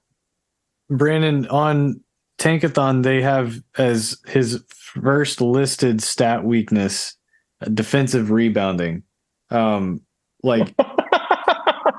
This is not me pushing back. I'm genuinely curious because I haven't watched enough of him either. Like his top 2 stat weaknesses: defensive rebounds. That's for a team that really, really could use someone that can like squeeze the rock. That's wild to me because he averages 7 rebounds a game, and he's got like a wingspan, like he can jump out of the gym. And he's got a plus wingspan at 6'9". So I don't know that I completely. And obviously, they know what they're talking about. They do the research and they do the stats there. I get it. I look at their strengths and weaknesses all the time on Tinkathon when I'm researching guys. But I don't know if I would 7 rebounds in college, 35 minutes per game plus wingspan, jumping ability. I don't know. I feel like. I don't think that would be an issue with him and Chet. I mean, his strengths are like the fit is obvious is in so many ways. Like I totally agree with you, and I would be thrilled with him. I just am. If we're gonna address that 5 spot, obviously we know he's addressing the 5 spot. Hello, but the 4 spot, I would hope that spot, especially for a guy with his measurements, would be a plus rebounder. Yeah. I've got a little bit of insight here. So I subscribe to Ken Palm, which is a great resource for anyone who cares about college basketball. I think it's like $20 a year. And he provides some interesting statistics. So I have Taylor Hendricks' defensive rebounding rate, which is 16.1%. For a little bit of context, Jarris Walker's defensive rebounding rate in the exact same conference, mind you, both these teams played in the American this year, a little bit higher, 18.2%. I would say that's negligible to close to negligible, right? I mean, that's, right. So to me, like, yes, of course, Jarris Walker is bigger. He's 6'8", 240, or he's at least heavier. Taylor Hendricks is listed at 6'9", 210. That makes sense that Jarris Walker would be a little bit of a better rebounder. But Hendricks, as he fills out, I think he'll probably be all right there. I'm not too worried about that. I'm much more worried about his, like, can he do anything on the ball with any sort of dribbling? Like, well, it's almost like the Jabari Smith Jr. thing last year. It's so funny because right. It was the same issue. Well, he's much worse than but he's much worse on the ball. Like Jabari, he was bad at putting the ball on the floor for like a potential number 1 overall pick. Taylor Hendricks is bad at it. Like there's a little bit of levels here, but yeah, it's not something that's disqualifying, but like that's why, Taylor Hendricks might be available at 8 or 9.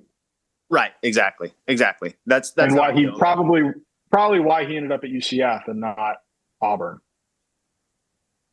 or, pick an SEC school. Right. Yeah. He did have offers, I know, to bigger schools, but I've done so much research on this dude. He wanted to go to UCF because it was like hometown for him. Cool. More power to him for that. Yeah. Yeah. How high Which would also the Thunder, the Thunder like that kind of thing too. How high would you trade up for Grady? I would personally trade up to 8 or 9 for Grady. Like 8, I feel like 8's a solid spot. Like if you're trading up for Grady, that means that Sam Presti believes that obviously his 3-point percentage is going to translate, but all the off-ball stuff, his movement shooting, but then also I think his defense and athleticism are a little bit underrated. So if you're trading up for him, you believe in all those things and that he's not just a 3-point specialist. If he's just a 3-point specialist, you don't trade up for him. But if you believe he's more than a 3-point specialist, he could have a huge impact on this team as a 6'8" shooter. Yeah, I think probably about 8 or 9. I might not be that enthusiastic to trade up for him, but if is the alternative taking Ryan Repair at 12? Then yes, I would trade up. I would trade up for him.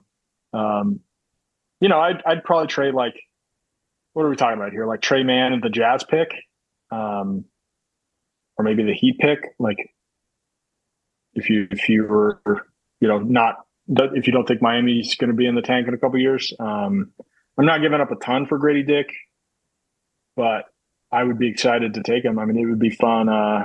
It'd be fun to have another shooter out there that can play the forward. His size, I think his size translates really well. I mean, he's as tall as Taylor Hendricks. Well, he's close. Is he 6'9"? He's 6'8". Hendricks listed at 6'9". Tankathon has Grady at 6'7". This is the other thing. I'm glad this came up. We've got to see these guys' combine measurements. It's a huge part of this. Like Jalen Williams blew up at the combine last year because he had a +7 wingspan. A year ago, we had never heard of Jalen Williams because he played at Santa Clara and he was a junior and he was having a good year, but he was not really on any draft boards. And then he went to the combine, dominated 5-on-5, but had a historic vertical leap and a +7 wingspan or +8 wingspan, whatever it was. I want to know what Cason Wallace's wingspan is. If I'm going to get excited about that guy. Same for Anthony Black. Same for Taylor Hendricks. We need to see what these guys actually measure in at. Late riser this year, at least recently, has been Jordan Hawkins, shooter from UConn. Yeah. I know you guys mentioned him the other night in the chat, but he can certainly shoot it. And he hit the dagger. Yeah. In the national title game. Listed at 6'5". I don't have super strong feelings about him other than I love the shooting, obviously. He really does seem like the the way he elevates to get the shot off feels very translatable. Yeah, he would. He's not one of the 11 guys that I feel like there's a drop off afterwards. But if the Thunder don't get one of those 11 guys, I personally would be more excited about Jordan Hawkins than Nick Smith Jr. or Keontae George. And maybe I'm off on that, but I know the shooting is going to translate. And he's an exciting player just because of the shooting and how fast he gets those shots off and the range that he has. I guess I would say this, like, as like a consolation, draft pick, if you're not able to get one of the guys that you really, really like, he would be a really, really fun pick, I think. He's one of the few guys. He's the only guy I've seen in this class that Tankathon has his NBA 3-point percentage, his projected NBA 3-point percentage higher than his 3-point percentage this past season. They have him at a 40.5% NBA 3-point shooter, and he shot 38.8 this season. He's kind of like, he's a lot better. He's a much better version of Isaiah Joe, which has proven to be adequate at the minimum for the Thunder this year, which is why I would hesitate to use a lottery pick on him. But I mean, who knows what Isaiah Joe, like, I don't want to be pessimistic about Isaiah Joe, but the last 20 games or so haven't been great, and they match more what he did during his time with the 76ers. So maybe you think that Isaiah Joe being this like knockdown shooter for the next half decade is not a guarantee. And so you decide to use a pick on Jordan Hawkins. I wouldn't be mad at that. I don't know that it makes a ton of sense outside of that, unless there's just no one else on the, like, yeah, is it Jordan Hawkins or Nick Smith or Keontae George? Then I guess I'd take Jordan Hawkins. Just because he has a certifiable skill that will translate into the role that you need it to, right? Like, Nick Smith is also an elite shooter. He didn't really show it this year. He is. But is he going to have the reins to show that with the Thunder? Doubtful, right? I mean, there's not a whole lot of ball handling reps left for a guy like that. So I think Hawkins would be a more sensible pick if that's the tier we're talking about. Spencer, let's say in this hypothetical, Isaiah Joe stays in like the role he's in now, where he's and I think we're off. It said our session expired. Huh. It's still. I didn't mean to cut you off, but I don't want to. I'm still showing this recording on my end. Oh, okay, cool. Then cut me off. It said your session has expired. Log back in on my end. Okay, cool. You gotta update. I don't have anything like that. All right, ignore me. So in this hypothetical, like Isaiah Joe, it gets similar looks, maybe slightly better looks with like Chet coming in, stuff like that. Over the next like 3 years, where would you set the line for his, like the over under for his 3-point percentage? I mean, if it's not like super high into the 30s, then he's probably a net negative player, right? Because he's all right on defense, right? Because he puts in the effort and he takes charges, but like he needs to be a 39-40% shooter, especially coming in, probably only playing 20, 22 minutes a night when this team is really good and has a deep rotation. I was going to set the line. I was going to set the line at 38.5. I was going to ask you if you were going to take the over or under on 38.5. If it's under 38.5, then I don't think he's playing much. And I think that would be disappointing. If it's under 38.5, then they should take Jordan Hawkins in this draft because, I don't think Jordan Hawkins is going to be under 38.5. That's interesting. I don't know that it, like, let's say, so under 38.5 theoretically is 38%. That's not bad. It's not bad, but like you're talking about a guy who's going to be hunted on defense, especially in a playoff series. He is not really a ball mover within the offense like all the other guards on this team are. He's out there to hit, catch, and shoot threes. which, for him, like he's theoretically, if Chet and Shea and Jalen Williams are out there, Isaiah Joe is getting open shots, right? Like if Isaiah Joe is taking a contested shot, like that's not good in most cases. He should be hitting almost 40% of those. I don't think that's unrealistic. Oh, I don't either. And I think I would expect his like catch and shoot number, like especially on quantified open looks, would be higher than 40%.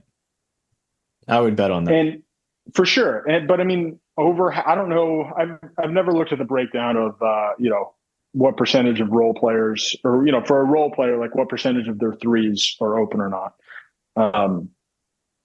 He's faced some tougher defenses in the last 20 or 30 games. I think that's one reason why his shot's gone down. He's starting to have to, he's starting his shot a few feet behind the line so that he has more space to get it off. Guys are running him off the line. They're putting bigger defenders on him, and that's going to continue to happen. But he's just got to figure it out, right? And you mentioned Chet, like having Chet out there, another guy for the defense to be worried about, that's going to help. But yeah, when this team is contending, he needs to be a 40% 3-point shooter, or you can't have him on the floor, because in the playoffs, that's the guy that's going to be hunted every time. Even if he gets as good as he possibly can be at defense, he's a skinny 6'4" guard. Like he's going to get hunted. I haven't viewed him as like a negative defender. He seems I don't think he is. He seems to me like he's in the right spots. He like really he really tries. Like he's a good help defender. Like he gets his hands in passing lanes, and in like last night he stripped DiVincenzo a couple times that led to turnovers. I find him like doing little things on defense that are very impactful. I'm worried in a playoff scenario where LeBron has him switching into a pick and roll like every other possession, right? Like, and if it's not going to be Joe, it'll be Josh Giddey, and we'll tackle that problem another time. But I agree with you. Defense, like in the regular season, I think he's been as good as you could hope for on that end. I totally hear I definitely hear what you're saying. I think he's shown more like off the bounce than I thought he had. Like even getting to like 1 and 2 dribble pull-ups off a closeout. I think I didn't know anything about him other than that he was a good 3-point shooter when we first started playing him. Like I didn't know. I feel like he's really improved in that way over the year, but I do think as the more like premier talent gets added to this team, I think his role only gets like clearer and better. And I would expect I don't think if we're going to say that the 0 for 7 night, 0 for 8 night is a fluke and an aberration, like I would agree with that. But in this context, I would expect his 3-point shooting to improve with better looks. Yeah, totally agree. I think it's just going to be about like, was what we saw over the first half of the season real or not? I still think it was real. Still, the sample size, we'll see how it plays out. But yeah, he's got to be. And if he's not, then they'll find somebody who can shoot 36% from 3 and be a good defender. Like those guys are out there. They're on every contender. They're kind of, sometimes they're hard to find, but every contender has a couple of them, and they'll go from there. I'm all in on Isaiah Joe. That's all I'll say. I think 23 years old, that contract. It was that. That's kind of where I am. I'm just here. I'm like 95% in. I don't want to be pessimistic, but I think don't overthink it on Isaiah Joe. What he's shown this year, like the team is clearly better with him on the court, like his on-off splits, like the spacing he provides for Shea and Giddey and J-Dub, and just having a guy that can come in and be a microwave scorer like that. And he's shown he's more than just a 3-point guy. Like how many mid-range jumpers is he hitting now? And he's dunking. He's getting loose balls. He's playing hard defense. Like I think he's just more than just a 3-point specialist. I think he's got some untapped game, and I think you guys make a good point when you surround him by even more talent, that extra space and better shots. I don't know. I think that Isaiah Joe is as a part of this core moving forward. Spencer, you should probably speak to that because you have said you don't think he's a core piece. I mean, it highly depends on your definition of core, right? Like if is core like in the 8-man rotation in the playoffs next year, then yes, I think he's part of the core. Long for this team, like unless they trade him, like they use him as an asset in a trade. Like I think he'll be on the team in 4 years and like steadily a part of the rotation. Yeah, I think that's absolutely possible.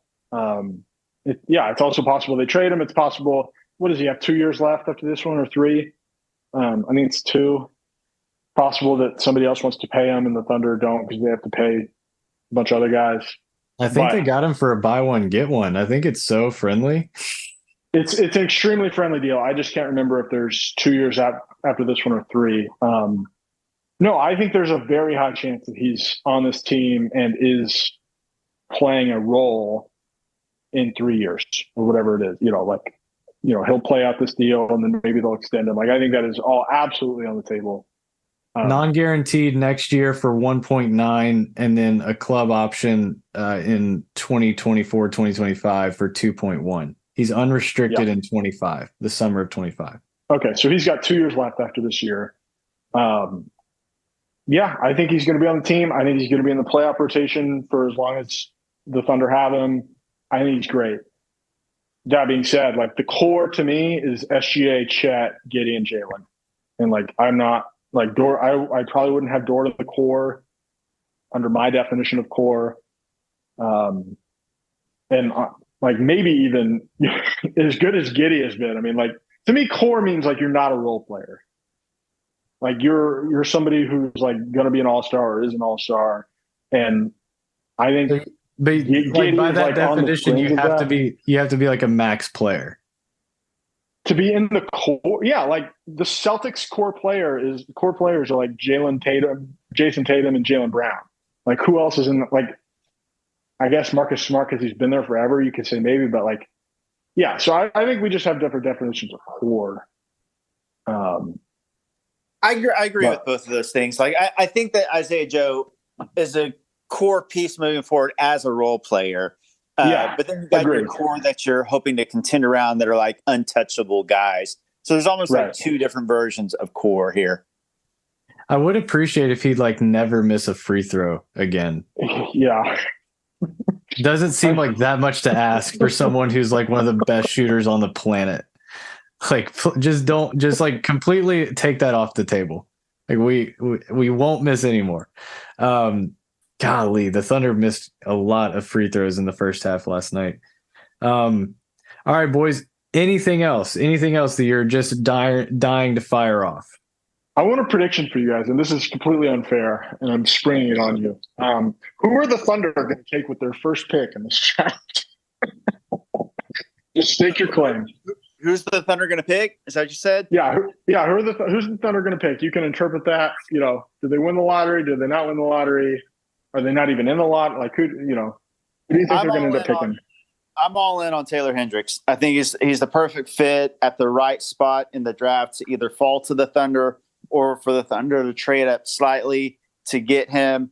So, I mean, if I were to take Taylor Hendricks or the field, obviously you got to go with the field. But if I had to choose one guy, I think Taylor Hendricks makes the most sense. Ryan? I mean, it's probably repair, right? I'm going to go out on a bit of a limb here, especially if trading up is in the answer sheet. Go Asar Thompson. Oh, that's not where I thought you were going to go. Yeah, that's a fun pick. That's a fun pick. He's got more shooting promise than his brother, and that's exactly why. I don't necessarily think he's going to like flourish into some great shooter, but definitely has more there than his brother. And I think the Thunder. I think he ticks a lot of Thunder boxes. Yes. And I don't think that the lack of 3-point shooting has ever deterred them from a guy that checks the other boxes that he checks. So out on a little bit of a limb here, I'll go with Thompson. I actually like that more than what my pick is, or my prediction, I guess, which is Anthony Black, which is, I mean, those guys check so many of the same boxes, right? Like they're good passers, 6'7", good athlete. I think, I don't know actually, because my thought process was that Anthony Black might be a guy that gets to 7 or 8. Asar Thompson could also get to 7 or 8, right? Like I think those are all right, equally likely, but certainly that's the range for both of them, that either one of them could be someone that the Thunder trade up for. And I think I would actually be more excited about Asar just because the athleticism is a little bit higher.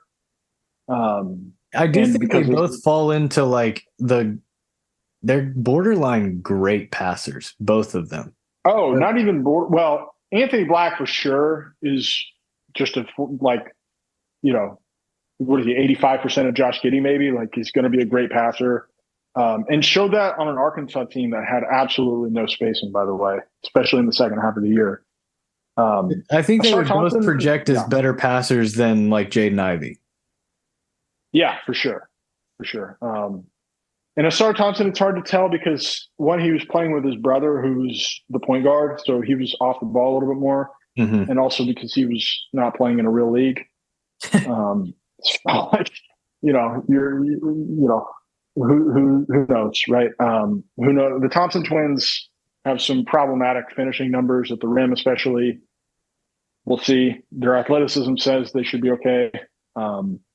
And I would be willing, if there's a bunch of guys in this class that I don't necessarily love, but if Sam Presti says that's the guy, you have to believe him because, who here thought they were going to take Josh Giddey, right? And that has worked out as well as anyone could have possibly thought. And he certainly would add like some much needed bounce to this team. Asar would easily be the best athlete on the team, for sure.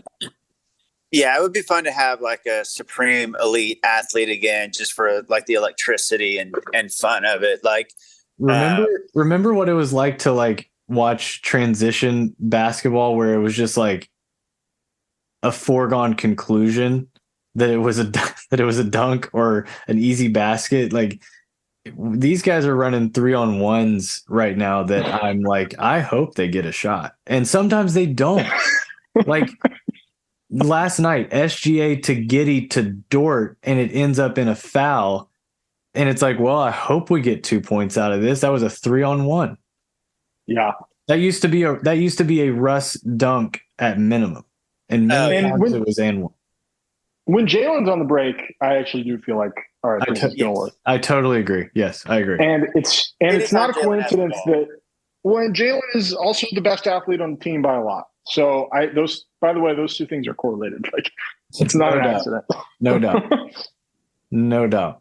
And just to have someone fill that wing spot that can play above the rim, that's certainly something from the like first iteration of the Thunder, like the Russ era, that I certainly took for granted. Like how easy they made transition basketball look compared to this version.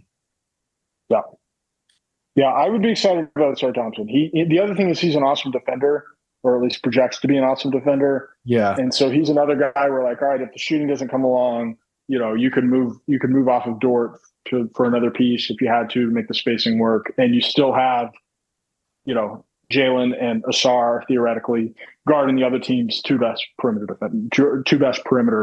offensive players, which I think is ideal. Like Shea's been good on defense this year. But I think in a perfect world, when you're contending, you want him guarding the other team's third best perimeter player. Jalen got baptized on Sunday in a good way, in the best way. I mean, like I was honestly happy for him to like, yeah, I can get on board with that being like a really positive learning experience. Like, welcome to the fire, kid. Here's Kevin Durant, one of the best scorers in the history of basketball. One-on-one, just have a great time. I felt bad for him, like, and also like really loved that this was happening. Like this needed to happen. Brandon, are they making the play-in or does Dallas move ahead? I think they're making the play-in. I think that, two things need to happen, two combination of Thunder wins or Mavs losses. I think the Thunder will win in Utah. I think that the Grizzlies will have the number 2 seed locked up and a motivated Thunder team, hungry at home, season finale with a play-in spot on the line. Even with the Grizzlies, very good depth.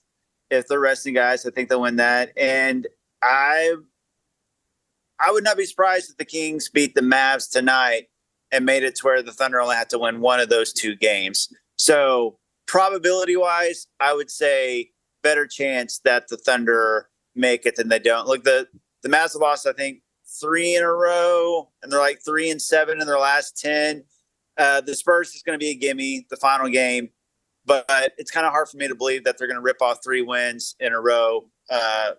The Kings, the Bulls still want to play, and they've got talent, and they've actually got some defense. I think that the combination of 1 Thunder win and 1 Mavs loss is more likely to happen, or 2 Thunder wins. Either way. Probability currently sits at 65% that the Thunder make the play-in. Spencer, what about you? Are you predicting the play-in for the Thunder? Yeah, 65% seems awfully low. I would take those implied odds in a wager if that was available. Yeah, I think they'll make it. I think the Mavs are checked out. They've showed that even more so than the Thunder have. Like, the vibes with Luka have not been good. I think it's while we were recording the podcast, so I have not really dug into this, but there's like fresh Jalen Brunson drama going on with Mark Cuban, like talking about his dad being involved. I don't know. Like the vibes in Dallas are just really bad right now. Like this is. Yeah. I saw the same quote. Yeah. While we were talking.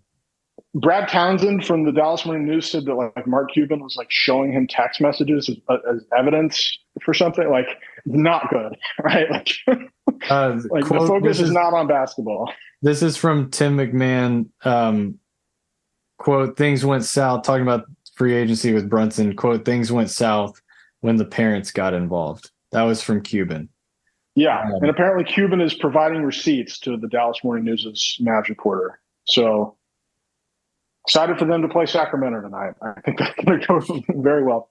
But I think the Thunder will win these last 2. I think the Jazz are checked out, as evidenced by them starting Luka Samanic against the Lakers. And then at home, just like Brandon said, I think they'll take care of business in the last game against what will most likely be a skeleton crew Grizzlies team. What's hilarious is if the Mavs lose to the Kings tonight and the Thunder beat the Jazz tomorrow night, are the Thunder going to rest their guys for the final game of the season? It'd be so funny. Like, they got to play. They should.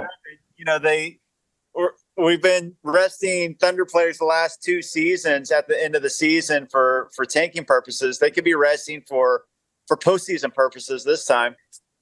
I would absolutely expect Shea and Giddey to miss that game in that scenario.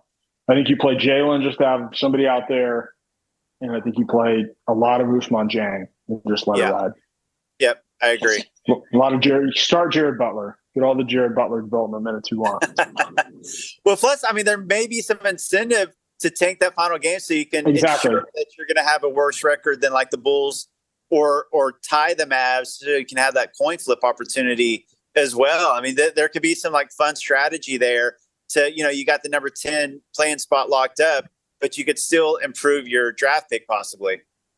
100%. I think we saw Ryan, your team playing. Yeah, I think it's going to happen. I've kind of been on board with it, like fully like invested in wanting it to happen ever since Shea posted about like his cryptic caption about the play-in. They clearly want to be involved, and I definitely want it for them. I wouldn't mind, like them playing in a play-in game and also having the 11th pick in the draft. That would be sweet. And I think that's most likely at this point. It does seem like it, doesn't it? Like, yeah. I wouldn't mind the Mavericks staying at 10. You know what I mean? I wouldn't mind the Mavericks being at 10 and that pick being like really in play for a lot of teams. But yeah, I'm excited to get into this Mavs Kings game, and it honestly may have started already. Let's see. No, it starts in 15 minutes, so we're good. Go ahead, Brandon. Oh, I was just going to say, I've talked about 11 players a lot. If the Thunder, since you're talking about ending up at the 11th spot, to me, it means it guarantees one of these players, either Wembanyama, Scoop, Brandon Miller, Jarris Walker, Taylor Hendricks, Whitmore, Grady Dick, Kason Wallace, the Thompson twins, or Anthony Black. Like, that is a really good list to pick from if you're picking number 11 and you made the play in. That's a really, really good, successful season. If you get one of those guys and make the play in my eyes. I completely agree. The Thunder's preseason win total prediction was, I believe, 22.5. Is that 23? 23.5? 23.5? Yeah. Like, I don't know. I'm just kidding. Yeah, it was 23.5. Make it sound a little better. I've typed it out so many times. It's 23.5. So after all of this, the Thunder with 2 games left have 38 wins, and Chet won't have played a minute. I do think, like, no matter what happens over the next 3 days, like, this season was a huge step in the right direction. For sure. To get to 38 and possibly more, like, there's a chance they finish with 40 freaking wins. Like, that doesn't even seem possible, and it had more to do with, like, Shea taking another jump and the 12th pick in the draft than it did anything else. Like, I think that is so encouraging, and I think the parts of this season that kept them from 45, 46 wins is, like, over there in sweatpants every game. Like, they already have a solution to so many of their issues, and they can only add to that this offseason. I think they're in for a pretty awesome next 12 to 18 months, seeing what they have with the rest of this roster. Yeah, and if the Thunder make the play over the Mavs, Shai Gilgeous-Alexander's first team All NBA argument takes a big bump. Yeah. Oh yeah. I have the guards for this. It's such a mess because you've got SGA and Luka. You've also got John Morant and Steph Curry. Like, it could be. There's going to be a lot of vote splitting. I mean, I think all 4 of those guys have a case for either of the 2 spots. Yeah. Yeah, I think games played is going to have a big say in it, right or wrong. I think games played is going to have a lot to do with who ends up where. Yeah, I mean, nobody's perfect, though. Like, nobody's case is perfect. Like, I mean, right. SGA, as good as he's been, as much respect as he has earned, the Thunder are under 500. And the list of first team All NBA guards whose team went under 500, I can't imagine. Like, has there ever been one? Like, I'm sure there have been a few, but, like, it's pretty rare for a guard to get first team All NBA with their team under 500. But Luka's team's going to be under 500 too. So, can I ask? We'll see. This is an aside. I know we're going to wrap up, but, like, I'm kind of surprised that Markkanen is the favorite to win Most Improved, based on like, Shai's going to finish, like, top 4 in scoring. Yeah, especially since Ja won it last year. And this is an award that people like to complain about, like, superstars winning. But if I'm not mistaken, Kevin Durant also won this award back in the day. So it happens, and he was better then than Shai is now. So I'm also surprised that Markkanen's going to win it. It seems like the Thunder should have something. Yeah, to honor this season, right? Like, Is Shea really going to get second team All NBA, and Dagnall's going to be second or third in Coach of the Year, and Jalen Williams is going to be second or third in Rookie of the Year? Like, nobody's going to win anything. Is that how this is going to go for a team that outperformed their win total by 17 wins? Yeah, that's going to be interesting because it does seem like Markkanen has that locked up, like most improved. So, and it does seem like Paolo has Rookie of the Year locked up. So, it does feel like that Shea being first team All NBA is their best bet at any of those four. Yeah, and again, he's probably going to be first team All NBA and had never been any sort of All NBA or All Star before. He should probably win Most Improved Player, especially when just last year they gave it to a different superstar, right? Like if this is a role player award, then make it a role player award, right? But yeah, it's all good. None of it matters at the end of the day. There's still going to be a parade on Reno here in a few years. That's right. All right, Brandon, Spencer, thank you so much. This was overdue. We will be back. We'll probably hit something before the play-in, either before or right after, if that's how this plays out. If it goes the other way, we will be hot and heavy on exit interviews and draft lottery prep and draft prep, which will be another either way, that's always a very exciting time. So, gentlemen, as always, thank you very much. It's a lot of fun. And Brandon's going to end the show on mute, which is so fitting. Sorry, I showed up. I'm at ball. Ball is live. I'm here, so I muted it so you guys want to hear all the bouncing balls in the background. But yes, good show, fellas. Enjoyed it, Brandon. Don't turn any ankles and make all your free throws. I appreciate it. I'm on it. All right, see you, boys. Thunder fans, thank you so much for listening. We'll talk to you soon.